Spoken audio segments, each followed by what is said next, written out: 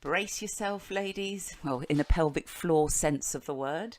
This is all about pelvic health, and it is a long one, so bear with us.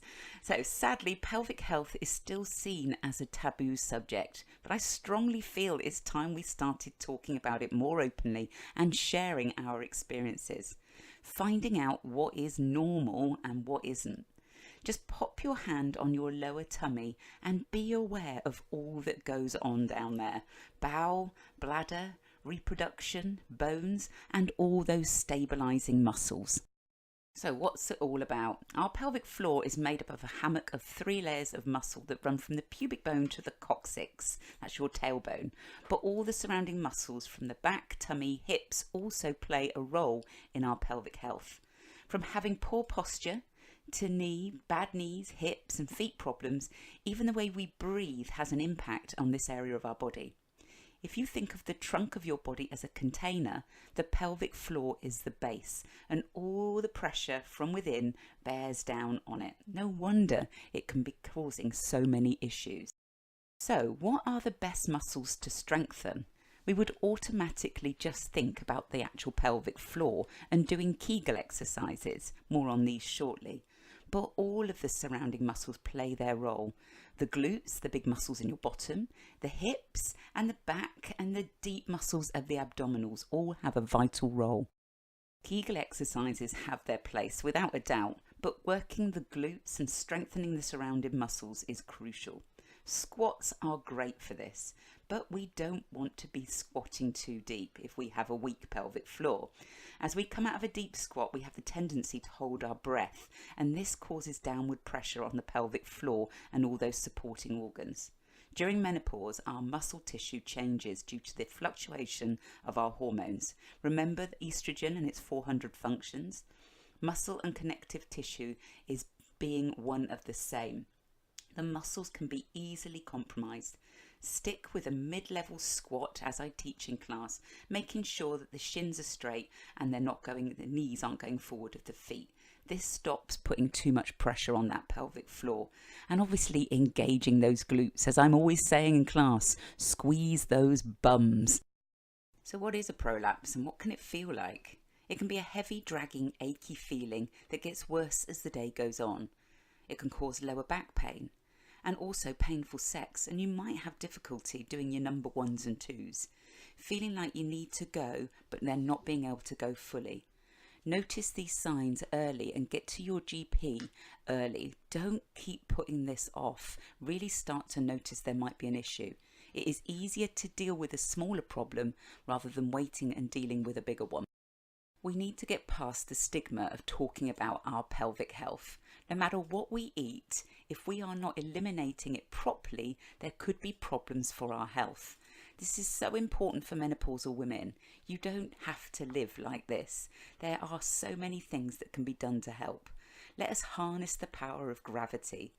Exercises in Pilates such as 4-point kneeling, Supermans, can really help the bladder get back into place. And bridge work, again, stuff that I do in classes, really helps with the bowel. So again, exercise and doing the right type can really have so much benefit on pelvic floor.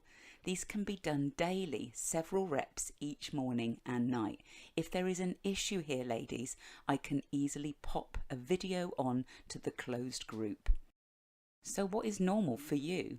Sadly, many of us know more about our mobile phones than we do our own bodies. If we have had bad bowel habits, no matter how much exercise we do, straining when we are going to the toilet is going to undo all that good work. We should be doing a bowel movement every day. What can we do to improve this if this isn't happening? Food can take 24 to 48 hours to come out the other end, so it's a real fallacy to say the food goes straight through you. When we eat, it naturally causes contractions in the large intestine and gives us the urge to go to the loo, particularly in the morning. This is normal. Prolapse can be caused by regular constipation. During menopause, there are many hormonal shifts that can affect our toilet habits and how regularly we go. But also lifestyle shifts such as reduced activity, hot flashes, making less likely to want to exercise and becoming more sedentary. irregular meals, and not enough fibre to bulk up those meals. Certain pain and blood pressure medication, antacids, antidepressants, and iron supplements. Taking vitamin C alongside iron can also help its absorption, but also helps gut transit. IBS and diverticulitis can be an issue. Have a think when yours might be triggered. Is it stress? Even when we travel, our bowel is a creature of habit. It likes the same food at the same time, and it likes to use the same toilet. Some of us are toilet shy. Just not drinking enough water. With sweats and hormonal fluctuations, it's really important that you stay hydrated. Unlike the bladder, the bowel should not be ignored when we have the urge to go. It should be emptied as soon as possible. It is a transit unit, not a storage unit like the bladder. If you constantly keep putting off the urge, it can affect the signalling to the brain and cause bowel impaction and the leaking of both gas and feces. Listen and obey your body. That is the last thing that you will want. So if you are suffering with regular constipation, it can have a real strain, pardon the pun, on your pelvic floor. If you are regularly straining, or worse still, holding your breath, this causes huge pressure downwards and can lead to prolapse. So here are my 5 tips at being a super pooper. Go for a walk every day and drink plenty of water. A shot of prune juice just before bed can really help get things moving. Then one with a pulp within it, so it's even better for you rather than just the juice. Eat more vegetables, fruit and fibre, particularly green veggies. The extra fibre will also help. Abdominal massage. Lay on your back and rub your tummy from left to right and then down and then towards the pelvic floor. Caffeine is a stimulant, but if you're not a coffee drinker, any warm liquids can help, even hot water. Add a slice of lemon. Lie down and do your massage for a few minutes and start to hear that gurgling sound. That means everything's getting ready for action. So the best position to have is the knees above the hips. You could use a child's small step or a couple of toilet rolls just put on the floor. This helps bring the knees up higher, lean slightly forward, and then your tailbone is tucked up out of the way. Take a deep breath and do a grrr or a shh sound. This actually helps open up your pelvic floor. It also stops you from causing too much pressure, so you aren't holding your breath while you are making a sound. Give it a go. So this is a Bristol stool chart, and you may have seen it before, and it really is good to know what is normal and if things change, what this might mean. We should be aiming between a 3 and a 4. This shows good digestive health. But if things aren't right, don't ignore it, ladies. Bowel cancer is on the rise. So preventing a prolapse is so important. If you have had children and your pelvic floor exercises never really hit your radar, it's good to know it's never too late to start.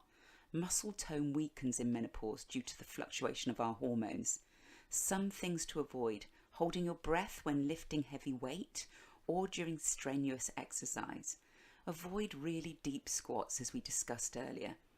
Learning to put some Kegel exercises into your daily routine. When you wake in the morning, do a set of 10 slow and 10 quick. Also, get into the knack of drawing the muscles in and up every time you stand or sit. And remember, we've got Debbie Pond on board here who can help you with these Kegel exercises.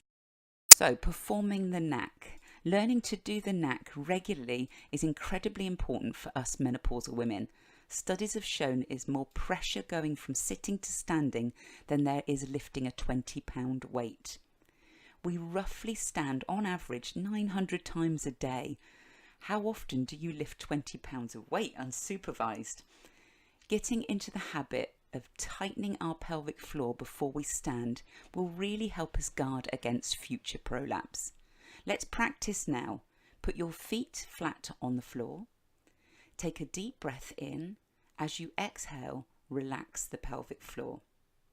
Take another breath in. This time, as you exhale, close the openings in the pelvic floor. Draw in and up, and continue to do this until you are standing. Ta-da! You have now performed the knack. If you can learn to perform the knack while standing before you cough or sneeze, you can really improve the quality of your life. For many women during post and perimenopause, leaking from the bladder can really put them off doing any exercise. Exercise is such a huge part of your health and well-being. Not only does it help prevent strokes, cancers, diabetes, but also heart disease. 1 in 8 women are diagnosed with breast cancer, but 1 in 2 women die from heart disease. It is our biggest killer. Cardiovascular disease is a huge risk, and getting regular exercise, adding in toning work for bone health really is the key to longevity and better quality in your life. Feeling embarrassed about a weak pelvic floor really needs to be addressed. Learning these simple techniques will help build your confidence. Tenor lady, do not have on your weekly shopping requirement. So again, some pelvic floor exercises here. It really isn't a case of just tightening everything up and holding it there. Like all muscles, the pelvic floor needs a range of exercise. It's not all squeeze. Think of an escalator. From the pubic bone to the tailbone, take a deep breath in, breathe out and relax. Always start with a relaxed pelvic floor. On the second breath, as you breathe out, like an escalator, draw from the tailbone to the pubic bone. You should feel a lift in those muscles. You can close the openings and lift up, and in making sure you do, have a relaxed breath first. You can do 10 slow pull-ins followed by 10 fast. You can wink the anus, harder than it sounds, and also move the clitoris. We want to make sure that we close the openings before we lift. Always relax completely afterwards. Always make sure you are breathing.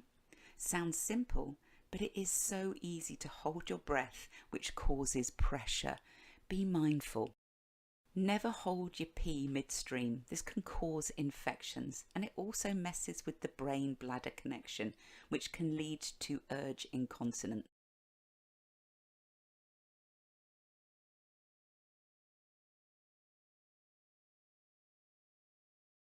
So the greatest thing to learn from this chapter is knowing what works for you. You might want to put your hand on your lower tummy and lower back and feel the muscles respond. You may need to try different methods and find what feels good, but the most important thing is continuity. Get into the habit of this is what I do. Could be as you drive to work, sitting on the bus, or as I do first thing in the morning. We also need to be aware it is the pelvic floor muscles that are working. Eyes going wide, shoulders lifting are not your pelvic floor. Isolate that one area. We should be able to have a chat with someone without the other person being remotely aware of what we are doing. So try and avoid getting constipated. Find out what blocks you up. Constant straining is not good for the pelvic floor. Be a detective here. What foods are causing irritation when you go to the toilet? For some people, it could be spicy food, or dairy, wheat, gluten, fizzy drinks. During menopause, many things can change, so really start to notice these things. Just because you've eaten certain foods forever doesn't mean they're suddenly going to be happy with you. Strong abdominal muscles, these act like the body's natural corset, holding everything in securely. If they are weak, this can cause poor posture and more pressure going down into your pelvic floor. Balance work, wall press-ups and Pilates style rollbacks are all great for core strength. Just be aware of your posture as much as you can. Pelvic floor exercises are a must, but do them correctly. Your eyebrows do not need to wander about all over your face. And one of the best ones, orgasm. This contracts the muscles fast and effectively, and much more fun. So just a reminder on those Kegel exercises. Breathe in, exhale, and relax the pelvic floor. Breathe in. As you exhale, close the openings and lift the pelvic floor. Breathe in and relax. No one should know you are doing them. Get into a great habit, ladies. No more going for a pee just in case, or I may as well go while I'm here. Your bladder does not master you. You can learn to master it. Do those contractions and the urge will pass.